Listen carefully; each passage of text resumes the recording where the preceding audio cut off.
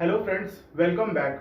सो आप लोगों का बहुत सारा मैसेज आया था रिगार्डिंग मेडिकल एंड बॉन्ड के क्लैरिफिकेशन के लिए कि मेडिकल रिक्वायरमेंट्स क्या क्या होती है एटीसी में, अगर चश्मा है तो हम जा सकते हैं या नहीं, कितना पावर होना चाहिए, ये सब इस तरह का बहुत सारा इंस्टाग्राम पे मैसेज आया था। तो आज उसी के ऊपर वीडियो लाया हूं मैं कि मेडिकल रिक्वायरमेंट्स एटीसी के लिए क्या क्या होनी चाहिए।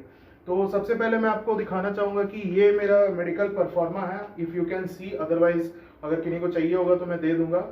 ये मेडिकल परफॉर्मा है जो कि आपको डिस्ट्रिक्ट हॉस्पिटल से बनवाना होता है। इस तरह का 3-4 पेज का होता है। और इसमें अगर मेजरली बात करें कि क्या क्या इंपॉर्टेंट है मेडिकल में, तो सबसे पहला जो पार्ट आता है वो होता है आई का और दूसरा होता है ईयर का। तो ये दोनों जो है बहुत ही सीरियसली चेक किया जाता है। इस मेडिकल परफॉर्मा में भी अलग अलग तरह के टेस्ट दिए हुए रहते हैं। आई से रिलेटेड लगभग 5 या 6 टेस्ट था, और ईयर के लिए ऑडियोमेट्री टेस्ट कंपलसरी होता है।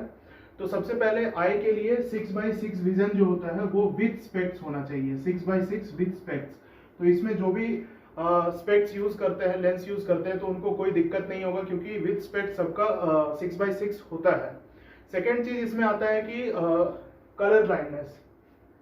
सेकेंड चीज इसमें आता है कलर ब्लाइंडनेस। तो अगर कोई कैंडिडेट कलर ब्लाइंड है या उन्हें पता है, पहले कभी ये टेस्ट किए हो, कलर ब्लाइंड है, तो प्लीज आप एटीसी के लिए अप्लाई मत कीजिए क्योंकि आपको फ्यूचर में प्रॉब्लम हो सकता है। अगर आपके मेडिकल में कलर ब्लाइंडनेस पॉजिटिव आता है तो आप एटीसी के लिए एलिजिबल नहीं होते हैं, क्योंकि रनवे पे और आपके रडार पे बहुत सारे कलर कोड होते हैं जो कि आपको देख के उसके अकॉर्डिंग वर्क करना होता है। इसलिए अगर आप कलर ब्लाइंड हैं तो it will create a problem in your daily work as an ATC officer. तो कलर ब्लाइंड जो होते हैं वो एलिजिबल नहीं है। बाकी भी कुछ टेस्ट होता है जैसे फंडस टेस्ट, और 3-4 टेस्ट इसमें लिखे हुए हैं जो कि करवाने होते हैं, जो कि सारे डिस्ट्रिक्ट हॉस्पिटल में नहीं हो पाए थे, तो बाहर से करवा के मैं रिपोर्ट लेके आया था। ये हो गया आई का। सो मेजरली आई के बारे में आप ये सोच लीजिए कि कलर ब्लाइंड अगर नहीं है आप, तो you are fit and fine to go for ATC. Second आता है ईयर का। ईयर में एक ऑडियोमेट्री टेस्ट होता है, ऑडियोमेट्री टेस्ट।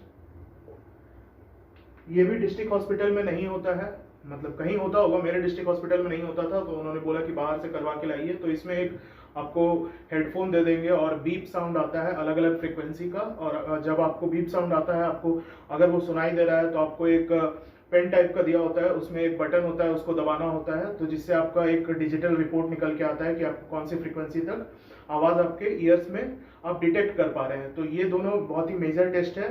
इन दोनों के अलावा सबसे पहले आपका ईयर परफेक्ट होना चाहिए और आई में कलर ब्लाइंडनेस नहीं होना चाहिए। तीसरा चीज आता है कि आपको कोई भी हार्ट से रिलेटेड क्रोनिक डिजीज नहीं होना चाहिए, जो इसमें लिखा हुआ है।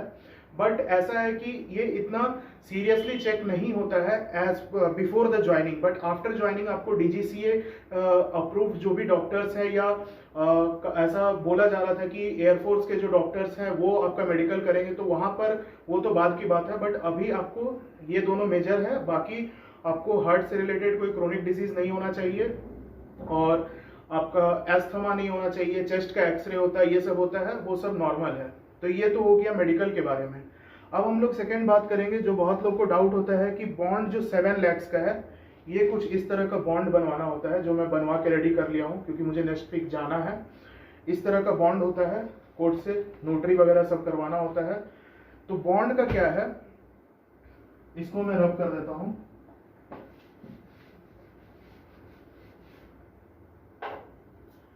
बॉन्ड सबसे पहले ये समझ लीजिए कि आपको कोई पैसा अभी नहीं देना होता है। बहुत लोग सोचते हैं कि बॉन्ड है 7 लाख का, तो मतलब 7 लाख आपको जमा करना है, उसके बाद आपकी ज्वाइनिंग होगी। तो ऐसा नहीं होता है। बॉन्ड एग्जीक्यूट तब होता है जब आप जो स्पेसिफाइड पीरियड ऑफ टाइम है उससे पहले अगर आप एयरपोर्ट अथॉरिटी को छोड़ के जाते हैं, तो फिर जितना वो बॉन्ड अमाउंट आपको पे करना होता है, उस समय आपको एयरपोर्ट अथॉरिटी को पे करना होता है।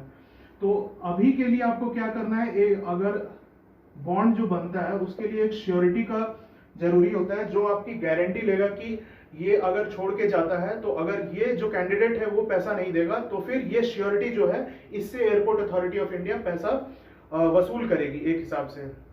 तो ये श्योरिटी के भी क्राइटेरिया होते हैं, कोई भी श्योरिटी नहीं बन सकता है। पहला क्राइटेरिया होता है गवर्नमेंट एम्प्लॉय, सेंट्रल और स्टेट, परमानेंट। कोई भी सेंट्रल गवर्नमेंट या स्टेट गवर्नमेंट का परमानेंट एम्प्लॉय जो है वो आपकी श्योरिटी दे सकता है, वो बॉन्ड पे साइन कर सकता है। इसमें भी एक कंडीशन है कि उसका मिनिमम 4 इयर्स ऑफ सर्विस बचा होना चाहिए। अगर वो सपोज 60 इयर्स में जनरली रिटायरमेंट होता है स्टेट गवर्नमेंट और सेंट्रल गवर्नमेंट में, तो अगर वो 56 प्लस एज के हैं तो वो आपकी श्योरिटी नहीं दे सकते हैं। श्योरिटी के लिए government employ more than 4 year of service उनका अभी भी बचा होना चाहिए जब वो आपके श्योरिटी मतलब बॉन्ड पे साइन कर रहे हैं। अब सब लोग ये बोलते हैं कि गवर्नमेंट एम्प्लॉय से उनका कोई ऐसा है नहीं कि क्लोज है कि वो 7 लाख के श्योरिटी बॉन्ड पे साइन कर दे, तो उनका क्या होगा।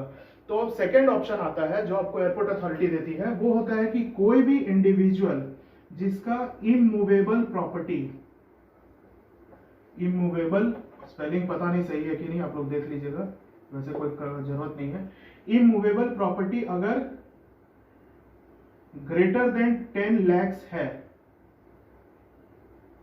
इमूवेबल प्रॉपर्टी मतलब आपका कोई घर है या आपका कोई जमीन है या ऐसा कुछ है जो इमूवेबल प्रॉपर्टी के अंडर में आता है, उसका वैल्यूएशन अगर 10 लाख या उससे ज्यादा है तो वो इंडिविजुअल आपकी श्योरिटी ले सकता है। इसके लिए आपको क्या करना होता है, रेवेन्यू ऑफिसर जो होता है आपके ब्लॉक का, आपके सर्कल का, उससे आपको एक वैल्यूएशन निकलवाना होता है कि इस इंडिविजुअल का 10 लाख या उससे ज्यादा की प्रॉपर्टी है तो वो आपकी श्योरिटी बन सकता है।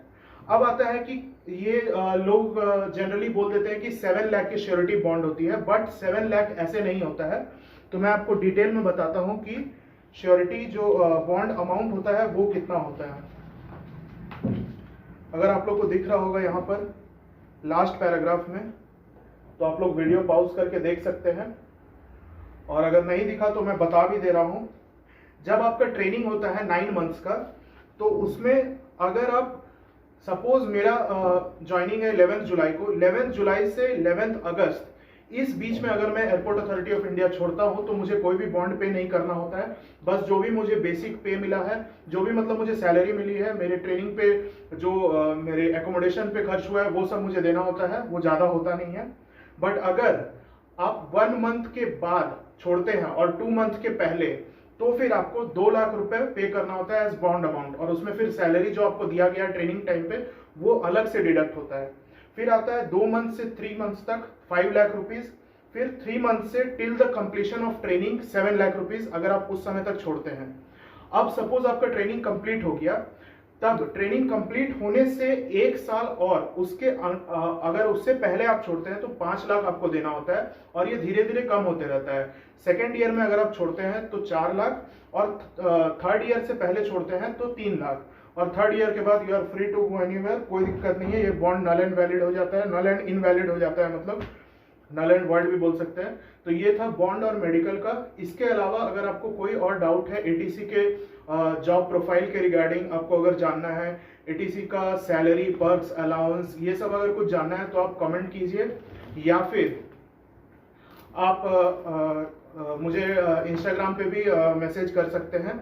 और एक चीज़ है इसमें कि बॉन्ड अमाउंट अगर आपका यूपीएससी या फिर किसी सेंट्रल सर्विस में ग्रुप ए पोस्ट के लिए सिलेक्शन होता है, तो उस केस में ये बॉन्ड अमाउंट ऐसा हो सकता है कि एचआर जो है वो इसको बॉन्ड को एग्जीक्यूट ना करे, जो एचआर डिपार्टमेंट है। अगर आपका यूपीएससी क्लियर होता है या फिर आपका बार्क, डीआरडीओ, इसरो, ये सब में अगर आपका साइंटिस्ट बी या साइंटिस्ट सी पोस्ट में अगर आपका सिलेक्शन हो जाता है, तो फिर आपको ऐसा हो सकता है, नॉट कंफर्म, ऐसा हो सकता है कि आपको बॉन्ड नहीं देना पड़े।